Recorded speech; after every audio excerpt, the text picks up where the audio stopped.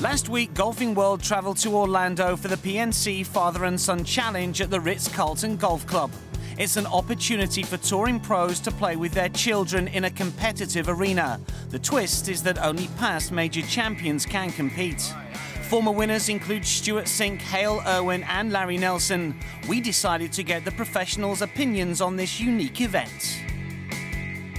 It's just so awesome to be able to share a little bit of what we do all the time, you know, the highs and lows of playing competitive golf, and to do it in this environment with these greats of the game. You know, you have to have a major just to be in this field. So it's a really cool feeling just to be in the field, and then to compete and to win was awesome. This year, some greats of the game were in town, with Lee Trevino and 18-time major champion Jack Nicklaus heading up a stellar field. The majority of the players look forward to this event as it's not just about the golf, and because there's no other tournament like it on any tour. What we have here is a mix of some of the best players that have played in the game through time. They're all major championship winners. And you've got the young men, and in some cases the young ladies that we've all known since they were babies. That's sort of the extended family, if you wish. So it's a great time in which we can get together and have a good, fun run at a competitive experience, and it's just prior to the Christmas season too. So there's a lot of good reasons here, but I think a lot of it simply is I get to play with my son in a competitive arena that is unlike any that you'll find in golf just about anywhere in the world. The organisers and players were delighted with the condition of the course, and the weather was fantastic for mid-December. With the standard of the sons and daughters ranging from good to relative beginners, the layout needed to be suitable for all levels of ability. It's perfect for this type of format. It's not overly long, so there's plenty of opportunities for birdies and some low scores, as you see. But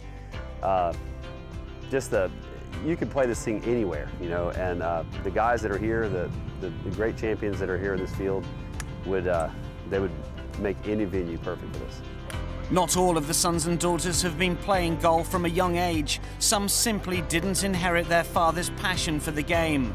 However, whilst they may not have been that interested in golf when they were growing up, as in the case of Nick Price's son Greg, sometimes the game of golf wins you over. Last year was the first time we played. My son Greg had never really shown much interest in golf, and about 15, 16 months ago, the guys he surfs with, when there's no surf, they go and play golf. So they roped him into going to play golf with him one day, and he got hooked.